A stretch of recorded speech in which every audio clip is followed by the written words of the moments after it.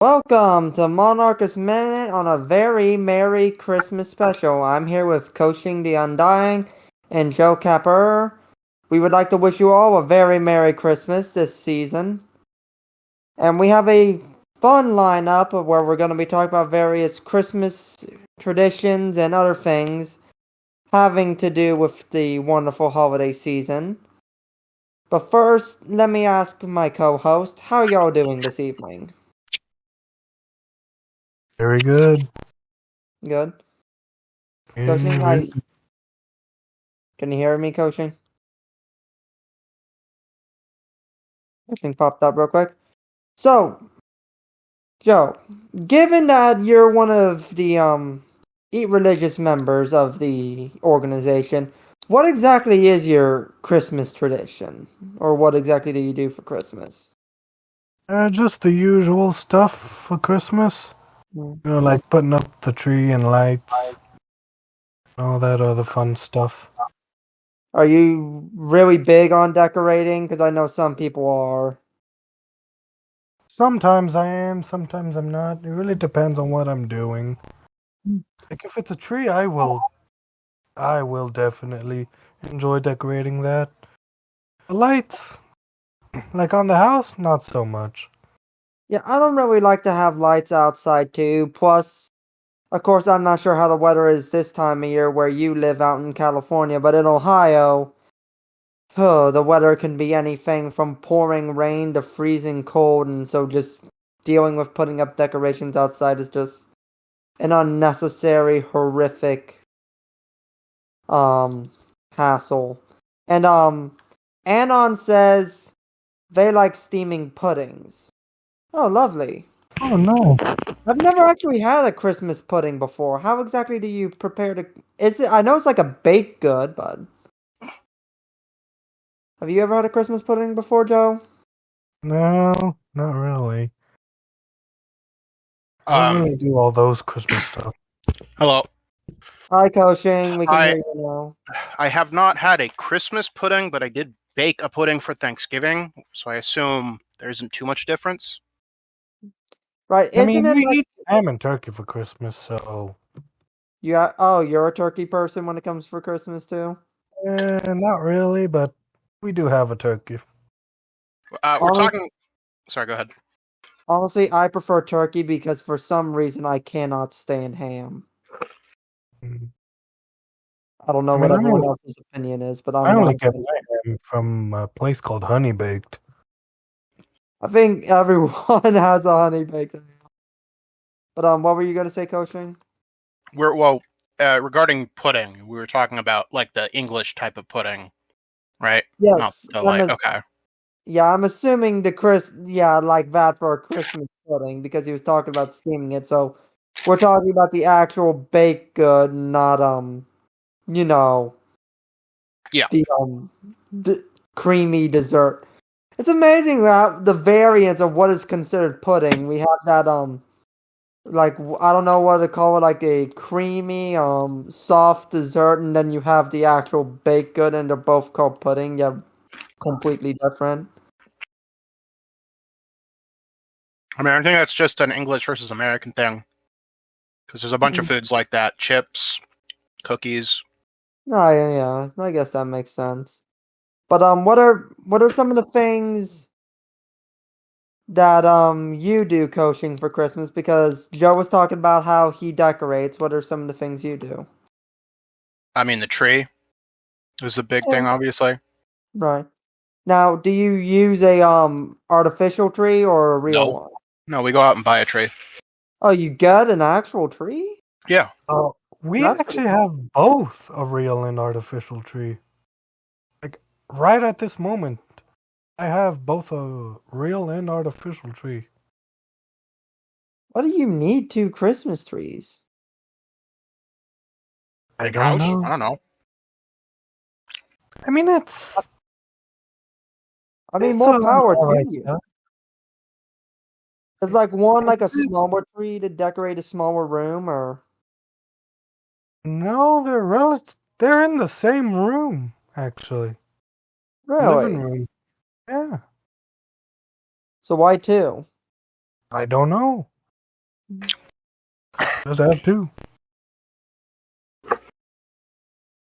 I inherited my tree from my folks when they went out and got a new tree, and I had to go out this year and buy more lights for it because half the lights had stopped working. But honestly, I think that was for the best because I used a bunch of outdoor lights and they're brighter and they also like flicker or blink, and it's actually really pretty looking. Oh wow! Hmm. The idea of an artificial tree is really weird to me. I like it because it's easier to maintain and easier to clean up after. I mean, I guess, but like it's tradition to get the real tree and decorate it with the lights and all that. Like, I mean, it sounds like you said the artificial tree has its own lights already in it, which is Yeah, extra weird. it has lights built into it, but they don't work either because they're dead or the wires have been destroyed over the years because it's several years old, the tree is. But it comes with the added benefit when I need to tear it down or put it up, all I have to do is literally carry it up from my basement, sit it in my living room, and it's good to go. So really it's a matter of convenience more than anything. The industrial world and its consequences. Like, everything you just said is disgusting to me. That and actually finding live Christmas trees in Ohio is surprisingly difficult. Oh, really? Okay. Well, I mean, if that's an issue, we have like a tree farm, or like, it's not like a tree. I don't think it's a tree farm exactly, but there's like a place that sells Christmas trees every year. It's like not too far away. But I guess if like you don't have anything like that near you, then yeah, that's obviously an issue. I got my real tree at a Home Depot near my house. Oh. Well, you might be able to buy some from a few of the hardware stores local, but there's no guarantee and it's first come, first serve. We went pretty early. I don't mind the artificial tree just because how easy and convenient it is. And if I really, really wanted a real tree, I'd sneak outside in the middle of the night with a chainsaw and steal one of my neighbor's hedges. That'll do. That'll do. Oh, Lord have mercy. So, we kind of started the conversation, but, coaching, I gotta ask, what does your family usually serve, or what do you usually eat for the Christmas feast? I think we do ham more often than turkey. My mom usually makes these twice baked potatoes that are really good. I think that's probably the most consistent thing. The two most consistent things that are there. Now, other than that, it can vary a bit. My paternal grandma has an interesting tradition, in that she makes lasagna for Christmas Eve, which is very, very weird because my family is in no way Italian. And the story goes that way back when my dad was a kid, they got really sick of having turkey 2 holidays in a row because, of course, they'd eat turkey for Thanksgiving too. And so what they said is, you know what, let's try something different. Let's do a lasagna, and it just stuck. All right. And my grandmother's lasagna is to die for. It is phenomenal. I mean, like, I say this in the most no, you're totally right way. Like, everybody's grandmother's food is always the best. You know what I mean? Mm-hmm. And for some reason, I still don't understand. My grandmother is exceptionally gifted with Italian food. And I don't understand why, because again, I say my family is in no way, shape, or form Italian. That's funny. Mm-hmm. We're extremely Scottish. Maybe I should have my grandma try and cook haggis sometime. Never mind. Oh, excuse me. Yeah, I think haggis is, or maybe some parts of the haggis are banned in the U.S. If it's sheep's stomach, right? I think so. I don't know why we would ban that, but I had a conversation with my scoutmaster about that because he always wanted to try haggis, and apparently the reason you can't get haggis in the U.S. has something to do with when they remove the sheep lung, it gets exposed to the acid from the sheep's stomach, and that breaks FDA rules for some reason. Oh. So I guess it has to do with the fact that since a sheep is an animal that chews cud, it's yeah, I don't know. It seems like a really dumb and stupid reason given the other things the FDA lets people get away with when it comes to food, but I mean, I'll tell you what the answer there is going to be. There's not enough people who want to try haggis in the U.S. to raise a stink over it and get the rule changed. That too. It is like that is guaranteed not a completely unintentional side effect of a rule that probably does make sense, like in and of itself. And then there's just not enough people to get who care to get that exception made. Oh, or yeah, whatever. I guess so. But on my mom's side for Christmas, usually what we end up doing is some sort of potluck style thing where everyone just brings a dish. Someone does a main course, or a couple of different people do a main course, and everyone brings desserts or side dishes. Yeah, that's more or less how it works, I think, Yeah, with my family. it helps cut down on the burden from any one person to cook everything, too. Well, yeah. Well, that's how it works with my mom's family, anyway. My dad's family is way smaller. But, I mean, yeah, no, go ahead. It's really interesting because sometimes you'll have people bring like really traditional stuff, and then you'll have someone bring some really batshit insane, off the wall, unorthodox recipe. Like I remember one year, I think it was someone made homemade buffalo wings and brought buffalo wings as a side dish. Not very Christmassy, but They were good. I do like buffalo wings, so I probably wouldn't be complaining. Yeah, I probably wouldn't either. Yeah, we do something similar for Thanksgiving too. Since the Ohio State-Michigan game is always the Saturday after Thanksgiving, we just skip Thanksgiving Day and we do a tailgate style barbecue for Thanksgiving. Huh, alright. I mean, brisket's better than turkey in my opinion, but that's just me. I'll be honest, I'm not a huge fan of turkey either, but Yeah, it's tradition, so whatever. I do like turkey. I used to raise turkeys, but it's like there are so many better things than turkey. Yeah, there definitely are. So how is the weather doing in everyone's neck of the woods? All right. Now, All right. I would say it's all right. We got some rain, which is great for California. Oh, yeah. Oh, you live in California too, Koshing? Yeah. I didn't realize there were two Californians in the server. I thought Joe was our token Californian. No, I live in Southern California. Oh. San Diego, if I remember correctly. I hate everything about my state except, like, it looks nice, I guess, but it's my state, so. Yeah. I mean, for the most part, most times out of the year, Ohio is just sort of meh. But I will admit it gets really depressing here in the winter, especially since global warming's gotten increasingly worse. Yeah. Because now it's just cold, wet, and miserable, and there's no snow. Basically, for most of winter, Ohio stops looking like like White Christmas, Winter Wonderland, and looks more like Fallout. Can't relate. Oh, it's the field. Remember, I live in a place where it's like, oh, it hailed once. Once. You remember it hailing a few times. It's hailed like a few times, but You see, hail is something that's still fairly rare in Ohio. Or if it does happen, it'll just sound like really heavy rain and then it'll melt before you even realize it's hailing. Yeah, pretty much. My main point is it doesn't snow here. I wish unless it's like in the mountains.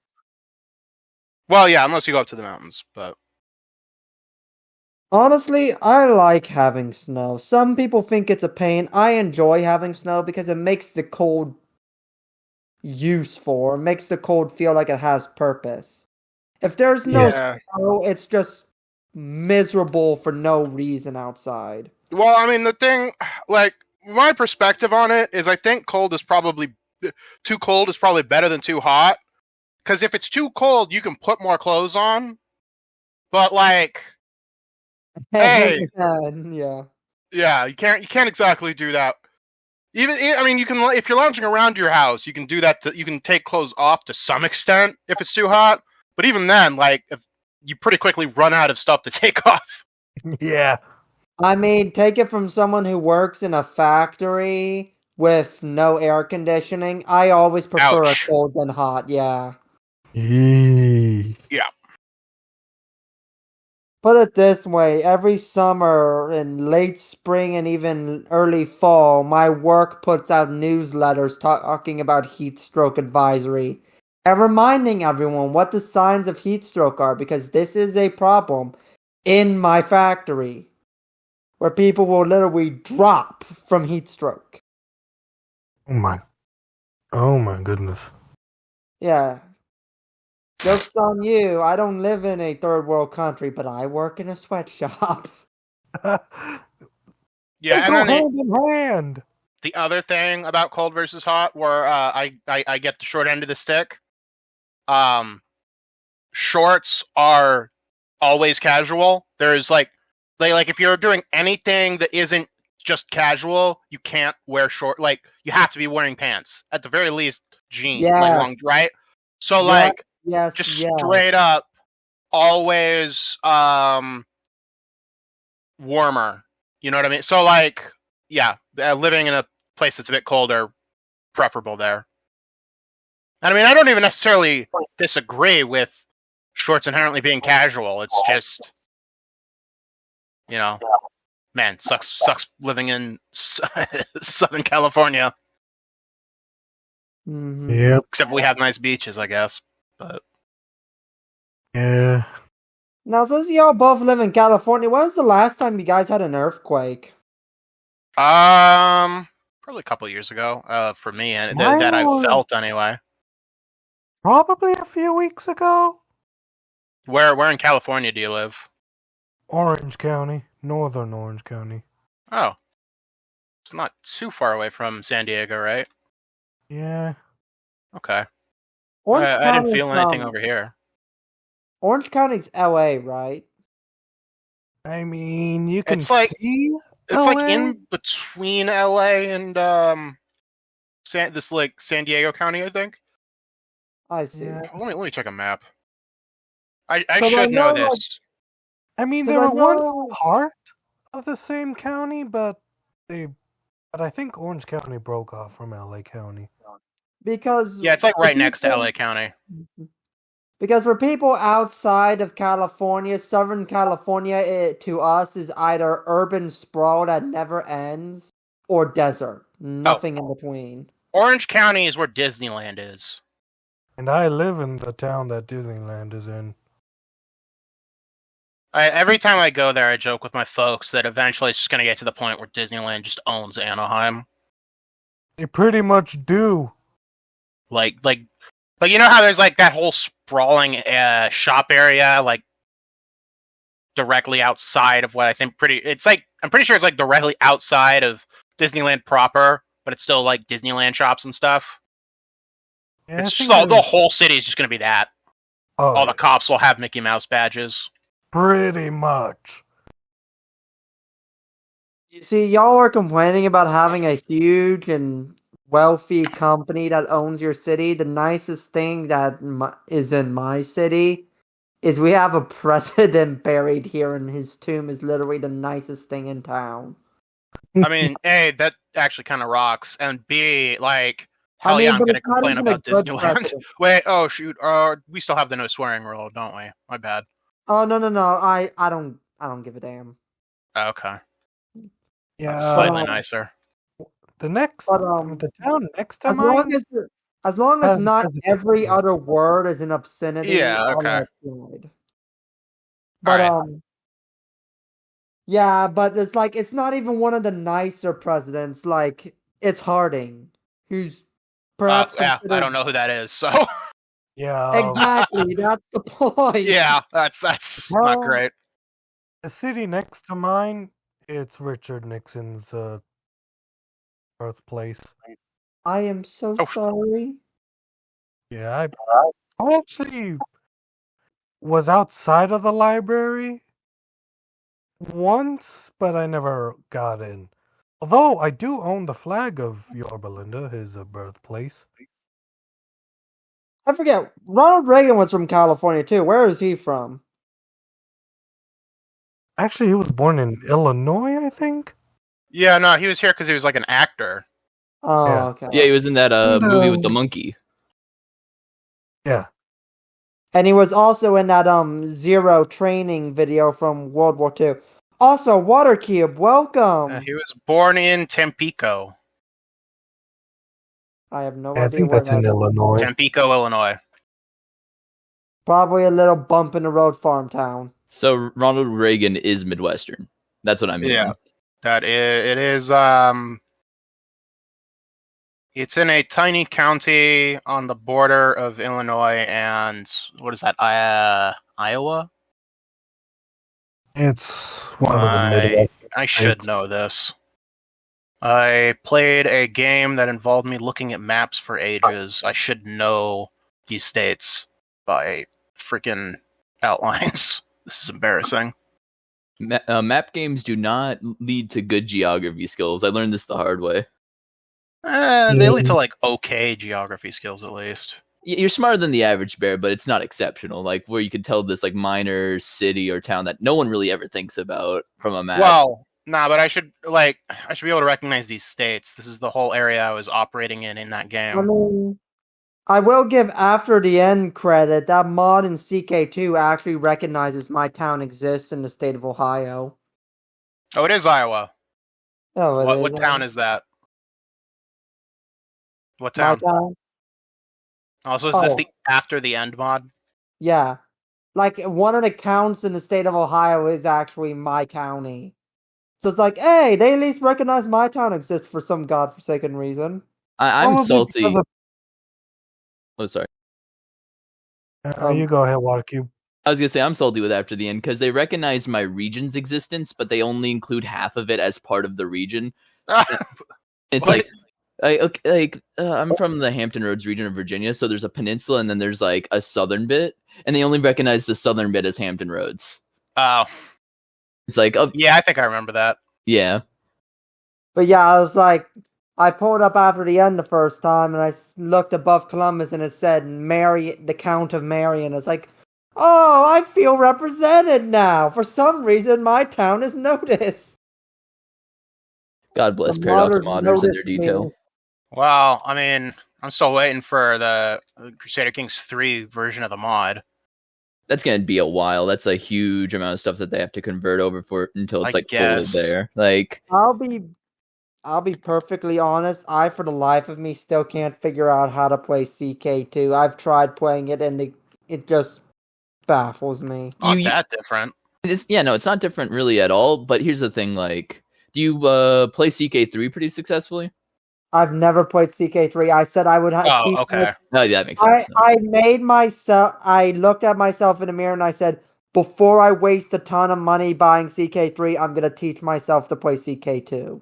Are you playing it as a strategy game or are you playing it as an RPG? That's the real question. Because if you play it as a strategy game, you're not going to have a good time. Play it as an RPG where you're like role playing as the guy you're living as for that brief moment and just watch everything collapse compared to trying to maintain an empire.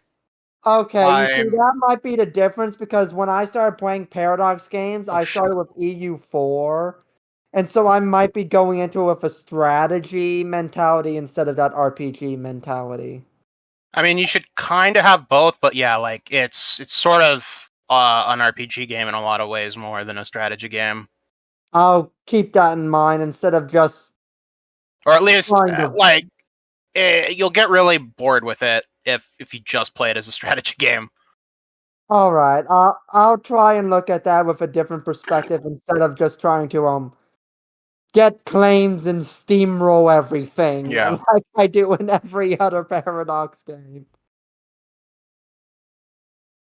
Because playing tall was for sissies.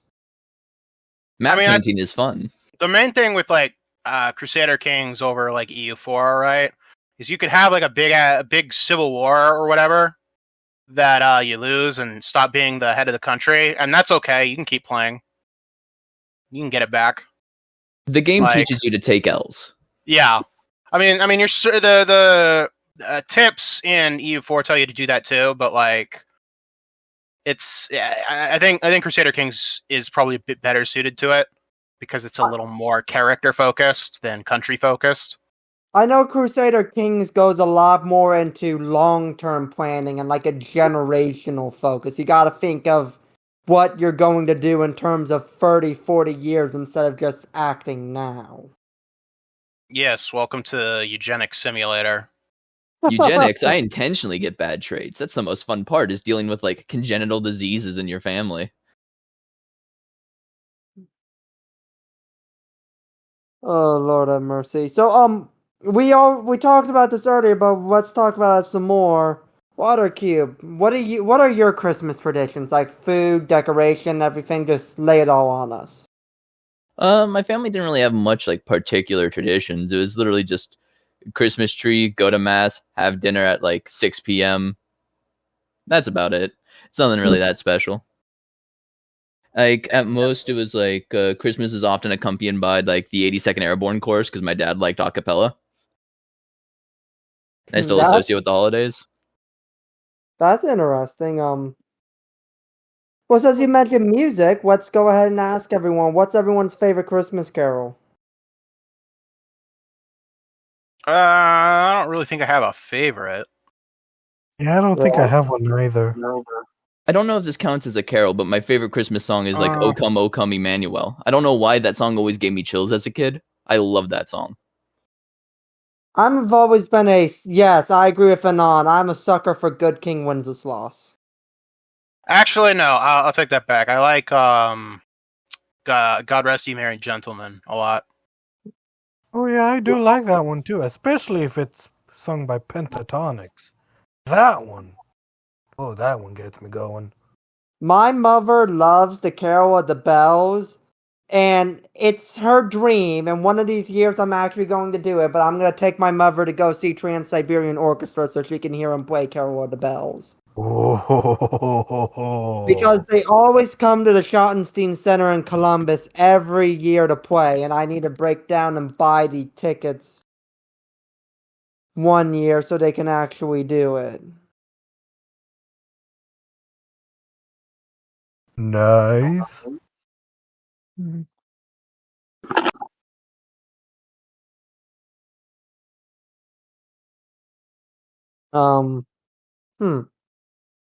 So, when it comes to like Christmas activities, is there something that y'all do when you go, like if you go out with your family and stuff? Oh shoot. No, we go out and like look at lights and stuff sometimes. Oh, yeah, me too. I mean, I used to do that, and I haven't really done it anymore. Lights have really changed. We used to have them in the, what was it, the fairgrounds, because my fairgrounds are actually in the middle of town, because my town's suburbs sort of just cropped up around it. But, they moved them downtown recently, and either that or different lights, but yeah, I haven't really sat down to really look at Christmas lights. One thing we do have in Ohio is we have the Columbus Zoo, and they have their zoo lights, which is where they go through the zoo and decorate it all with Christmas lights, and then you can walk through and like see some of the animals that are still out in winter and at night, and while you stare at the Christmas lights. It's actually rather lovely. Yeah, I haven't looked at Christmas lights in years. Well, if any of y'all ever come to Ohio for whatever reason and it's around Christmas time, I'll take y'all to see the zoo lights. It's a very lovely experience. Oh, yeah. The LA Zoo does that too, I think. I haven't been to the zoo during Christmas. I will say that is the one thing I enjoy more now that global warming has taken away all the cold weather. Because it used to be walking around the zoo when it was freezing cold was absolutely miserable. The net positive of global warming is now it's a little less chilly this winter. It's still cold as shit where I am. Oh yeah. Oh yeah. Wait, I forget Waterkey. Where do you live? I am in the great state of Virginia, so cold to me is 40 degrees. I'm a coward. Boy. You are a I think coward. it'll go down to I'm not even going to excuse California that. at night. Wait, what, Joe? I said I think it'll go down into the 40s here in California at night for like one day. I don't know. Didn't pay attention to the weather this morning. Anymore, we don't see really cold weather until January and February, and anymore it's just a couple of weeks, and then it's just 40s and 50s, and then spring comes, or if spring comes at all. A lot of times we'll just have a longer winter, and then suddenly you wake up one day and hey, it's summer. Yep. I feel like Like, that's the opposite sometimes with California. yeah, usually we'll wake up, we'll go to sleep one day, and it'll be 32 degrees, and then we'll wake up the next day and it'll be almost 70, and that's basically spring for us. It's amazing, Yeah. really. Oh yeah. Oh yeah. My favorite part of the weather during winter, especially here, is some days you'll just randomly have it be 70 degrees, and the next day it'll be like 25. Preach. Preach. The touch and go weather is my favorite. Gotta be one of my favorite parts of winter because I get hopeful that I can go outside again and not feel like I'm dying, and then it takes it away from me just as the sun sets. You see, I actually like it being cold and snowy rather than hot and warm because of where I work, but also just because I enjoy the weather. I enjoy how it looks outside, and particularly being the case because all the trees are dead and don't have any leaves on them anyway, so it just looks depressing and gray without snow. That sort of like pseudo overcasty, like just depression, but it still kind of looks nice, kind of aesthetic. Yeah, the way I described it is it's like Stalker, Shadow of Chernobyl, or like Fallout, just your generic post-apocalyptic realm, but instead of ghouls, it's crackheads, and instead of nuclear apocalypse, it's just a Rust Belt. It's just a Rust Belt. So basically a nuclear apocalypse. I've seen Cleveland. I've seen how bad it is. You say you've seen Cleveland, but have you ever actually been to Cleveland? Oh yeah, no, I have family up there. That's the only way I know Cleveland intimately. Okay, so yeah, you have a right to talk about Cleveland. Yeah, no, my brother lived like right next to a place where a priest got mugged.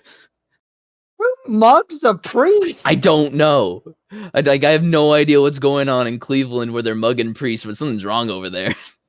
Like, just the fact that you said that has me flabbergasted. Like a priest, an actual priest. Who would mug a priest? Hey, they're bound to have money on it. They have church donations. It's a safe target. They're gonna give up their money. Oh no, that's just disappointing. I mean, you couldn't do that with maybe one of my pastors, though. One of my pastors is probably strapped. Like, I could imagine some hick Methodist pastor being very, very well armed in the middle of nowhere. Yeah, definitely. Oh yeah. Oh yeah. I mean, the church I grew up in is literally in the middle of a cornfield or a wheat field, depending on what season it is. Real Field of Dreams type issue. Oh no, they built that church, but people still did not come.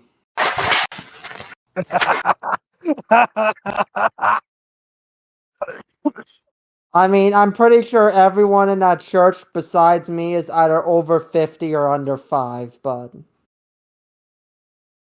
Yeah, it be like that sometimes. it do be like that sometimes. I recently switched to a new church, a larger church, but I like the church, but it's definitely a different vibe. They're a lot more new and contemporary, and like how they do everything. And I don't want to say it's a mega church, but it really does have a big mega church vibe. Like all the music is Ew. new and modern. Like they have the band up on stage and they're playing with the keyboard and the guitar. Like I appreciate the energy, but I just came from a church where the music was an old lady with a pipe organ, and it's kind of cultural whiplash, not gonna lie. What I wouldn't give to be in a church with the old lady playing an organ. It's Just become a really Lutheran. nice. You know, and I switched churches because I have friends in this church and it's a little closer to home, but it doesn't feel the same, you know? But I've Meh. decided that I'm gonna stick it out with this new church, and if I can, I'm gonna try and like become an established member of this church and start trying to influence them into a more traditional ceremony without Nuts. losing that energy, hopefully. But that's just me. I mean, the pastor can't do any worse than my old pastor. In which case, my old pastor had this really weird, what's the word I'm looking for? Quirk? Where when she did communion, instead of saying this offering of bread and wine, she would say this offering of bread and juice. And for some reason, it just drove me crazy. Yes, coaching the our Catholic of the evening is really just disgusted by the notion of that. It's gotta be And- wine. It has to be. If it's juice, it's nothing. I mean, there's a really long story about why Methodists use juice, and it has to do with prohibition. When prohibition happened, we didn't want alcoholics to feel like they were excluded from communion because they were trying to abstain from alcohol. But like, I'm pretty sure most pastors agree you still call it wine when you like do the ceremony and you invoke the body and blood of Christ and then do the blessing and everything. But no, my pastor always called it juice. She would be like, "Thank you for this gift of bread and juice," and it's like, "Oh, for the love of..." Oh, I don't know. I hate to word it like this, but it really kills the immersion. Church immersion broken. Heard a Taylor Swift song while in mass. This is going to be embarrassing, and unfortunately, apparently I'm the only Catholic here, so I can't ask anybody to confirm it for me. No, But I'm only Catholic. okay. Well, just because he said like the resident Catholic for the evening or something. Well, I would have included water cube, but you have like several different religious flares, so I didn't know what to. Don't worry about that. That's just it's best not to worry about that. All right, okay. I'm like 90% sure we don't even use the word wine in mass. It's just straight up, this is my blood. Yeah, like, no, it's not even referred to as wine. It's just the blood of Christ. I'm pretty sure it's referred to as wine somewhere, but like before the act of transubstantiation or something. Maybe. Like I said, I'm blanking on that, and that's really embarrassing. I'm trying to remember the lines my pastor used. It was like, "This wine," or she uses juice, because God forbid we call it wine. Even I know it's not wine, but still. And it's like, "This wine is the blood you spilled for us," and so on and so forth, or blood you poured out for us. I don't know. I'm not an ordained minister. I don't know the lines, and it's like, yeah, that's it. And so it's, but you know, we also have a really nice thing where we use actual bread in communion and not the wafers that taste more like styrofoam than actual bread. I, for one, love the Supposed to wafers. be like that. The I know wafers it's taste supposed good. to be like that, but it It's doesn't. unleavened bread. It tastes like styrofoam. I'm That's not the sorry. point. Hey, I'm all I'm laughing saying because is I'm I upset. know Catholics believe in transubstantiation. They believe that it's the real body and blood of Christ. The bread is really the body of Christ and all. But I'm not even sure the bread is bread. That's all I'm saying. No offense. Like, look, I know you guys. I know there's the theological difference on that point, but it's like, at least, like, be traditional about like what you're actually using. You know? Like, if you don't want to use the little wafer, at least just use better unleavened bread. I mean, Yeah. usually we And just matzah. Yeah, we yeah, go to no a matzah, pita. There's a whole bunch of unleavened bread I varieties think, you can I choose. think we've had this conversation before, and I think we figured out that pita technically is leavened. Okay, well, besides pita, there's still other good unleavened breads out there. I mean, I know technically, if you think about it, a flour tortilla counts as unleavened wheat bread. It does. It does. Yes, Anon said it's a tortilla leavened. Like, yes, a tortilla is unleavened technically. But unfortunately, the salsa and all the toppings still cannot be blessed. So, while we cannot have the holy guacamole technically as part of the service, it No. still counts. Oh, by the Oh, way, Lord. Coach, they do not mention wine at all. I looked up the liturgy, but they say Thought the word so. offering. That's what I was thinking. Yeah. Okay. That's what I thought.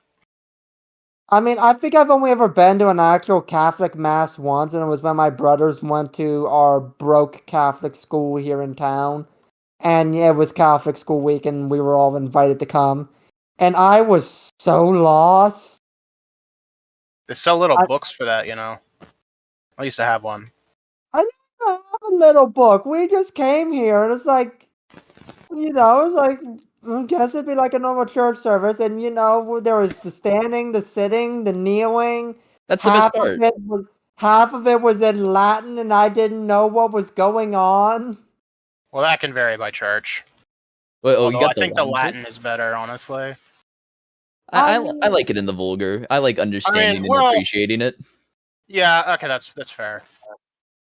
I mean, yeah, I understand the ceremonial importance and appreciation for the Latin, but if you're someone like me who came from a Methodist church that's very much an Anglican liturgy and tradition, and then you step into a church and they suddenly start speaking a foreign language, it's very much out of my I'll say field. on the Latin. I think probably the bigger thing there is if you're going to a Latin mass, you're pretty safe in knowing that it's going to be traditional.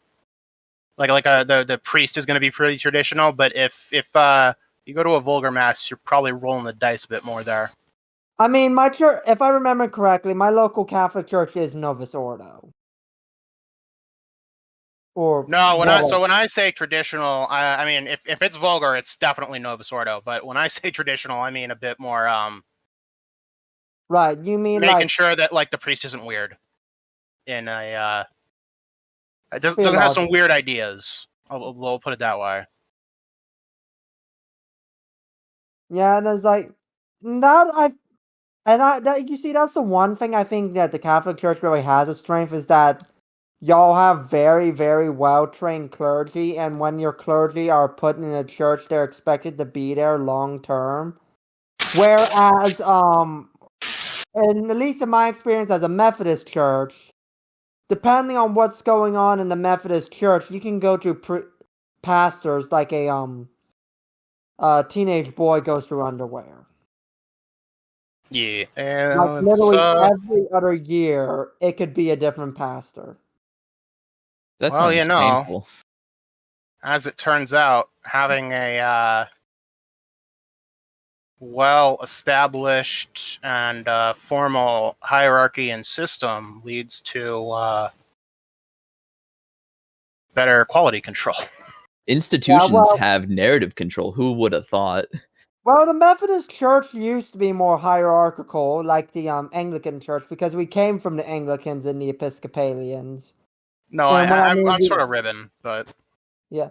And when I mean we came from them, I mean they threw us out because, we found a better way to train and ordain clergy, and the church didn't like it. But anyway, we used to be really hierarchical, but over the years we've slowly and increasingly drifted more and more toward a congregationalist sort of organization, where everything's very locally based around the church and the congregation itself and the committee that runs the church. That's pretty typical for American Protestantism, right? I'd imagine that's probably why, is just sort of being pulled into that drift. I mean, it's not uniform. It depends. In the higher churches, you typically see more of a what's the technical term for like a bishop? To be clear, I'm like totally just like armchair theorizing. I have no idea. But, high chair, that would be my guess. High church or something. Armchair. Like sorry. I'm trying to remember the name, and I got my brain. Sorry. Yeah, I'm trying to think. There's like a very specific term when it comes to theology that describes a church that's bishop or like high clerical led. High church and low church. High church and low church. Yeah, that's what I was trying to think of, and my brain like fizzled out. High church or low church. It goes along the lines of Episcopal, not what's the? But you're thinking about the proper term. Episcopal are Anglicans essentially, right. But they're not in communion with the actual Anglican Church. Ecumenical. It might be ecumenical that I'm thinking. Ecumenical? Yeah, just like a church led by higher clergy and bishops rather than organized based off of the congregation. All right. I don't know. I'm not good with the whole theological terms. Let's just drop it.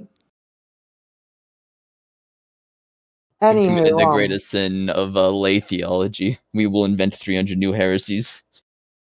Yeah, for real. I'm not even going to lie. Every second this podcast continues. We're going to invent Gnosticism squared. Numbers are just ticking up. Honestly, as a Protestant, I will say lay theology and its consequences have been a disaster for Protestant Christianity. I'm not even going to lie. As a Protestant, I'm very aware of the problems of lay theology and people who aren't trained properly coming up with ideas on how Christianity works and how the church should be ran. Oh, so you're converting back to Catholicism then. That's good to hear. Turning to the true church. No, I'm not surrendering to Rome yet, primarily because Rome does not seem to have everything in order. Don't remind me. When in doubt, just join a old Catholic church or get like what's it called, a wandering bishop to make you a priest or something. Smile. That's clearly the answer. Yeah, honestly, this is my biggest thing against the Catholic Church right now, is that it seems to be full of so much infighting and drama, it's not even funny. Which, we make fun of Protestants, especially American Protestants, having 2,000 denominations, but it really cuts down on the drama where everyone can just go their own way and not talk to each other when they disagree. Yeah, but then nothing really gets resolved. Apparently the younger generations are more traditionalists, so with any luck, the problem will sort itself out in time. We might have to wind up waiting a bit. It will, and that's why I'm going to stick with it. And like I said, I want to become more established in this church I've joined and hopefully get it to drift back into a more traditional and less contemporary, I guess you could say service or tradition or whatever. Because one of the real things I want to see in a Protestant church, again, is that we actually have communion every week. Because believe it or not, my church does not serve communion every week. What? Yes, believe it or not. We only really serve it on either A, high holidays, or B, at least once a month. I don't even... Mine does once a month. Like at this point, I'm not even sure if I should feel more disappointed. Actually, So they do I'm it just in the first confused. of the month. I mean, I don't like it either. I wish we did it more often, but I'm not a pastor. I'm not trained clergy, so I can't do anything about it. Believe me, if I was a pastor, I would do something about it. I'd make sure that there was communion every week. Because frankly, if there's not communion, then why even bother going to church? That's basically the entire reason you go to church. Yeah, kinda. I think. And of course, don't quote me on that. And of course, to worship and honor God, but from a Protestant standpoint, we do that anywhere and everywhere. The reason you go to church is for the communion. Yeah, Eucharist is communion is supposed to be like spiritual nourishment as well as physical or something. It's also supposed to represent the resurrection of the body, so that's why you go to church, is to witness the resurrection again. Mm-hmm. And the conquest of Christ over hell. Now, Koshing, I'm guessing since you're a Catholic, you're transubstantiation, but I need to ask Watercube and Joe, what's your thoughts on it? Big transubstantiation fan. I don't even know what that is.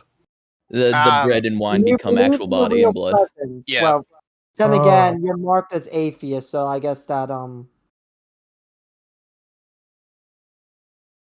Still, I'll ask Joe, what are your thoughts on it?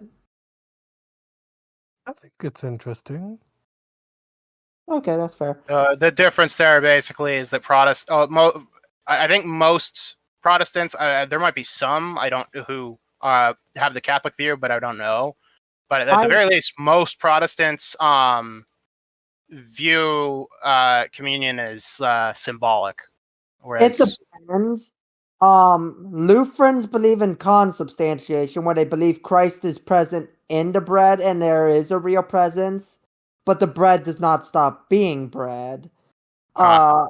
Episcopalians and Anglicans do believe in transubstantiation.